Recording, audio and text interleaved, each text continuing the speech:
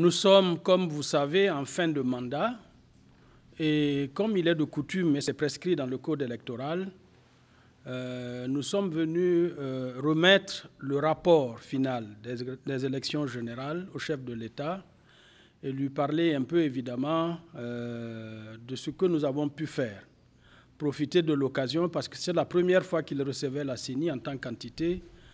lui présenter toutes nos félicitations et tous nos vœux de succès pour le second mandat que le peuple a bien voulu lui confier. Du contenu du rapport, nous sommes revenus sur l'ensemble des péripéties qui ont accompagné évidemment les élections du 22 novembre, l'organisation qui n'a pas été facile dans le cadre d'un contexte à la fois sécuritaire et Covid. Ensuite, la question évidemment de l'instabilité législative du code électoral qui a été changé 3 fois en moins de 3 ans, dont 2 fois la même année, et puis dont la dernière a eu lieu à moins de 70 jours de l'élection, ce qui n'a pas facilité tous les éléments. Ensuite, nous avons aussi parlé des coûts. Malgré le contexte de la Covid,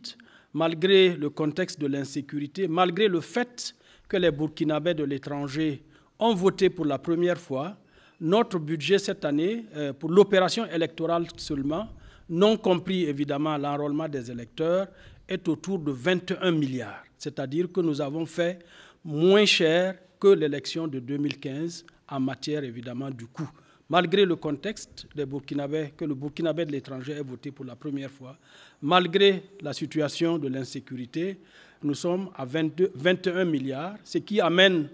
les ratios coût-électeur dans notre pays autour de 6 $, c'est-à-dire 3 000 francs CFA, ce qui nous met donc dans le haut du pavé, c'est-à-dire en dehors du Rwanda, où le coût électeur est de 1 $,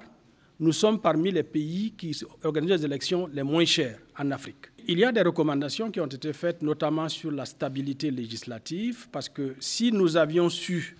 évidemment, et si on devait recommencer, je l'ai dit au chef de l'État, une loi changée à 70 jours des élections, nous aurions dû demander et obtenir le renvoi de la date des élections. Donc il faut évidemment l'instabilité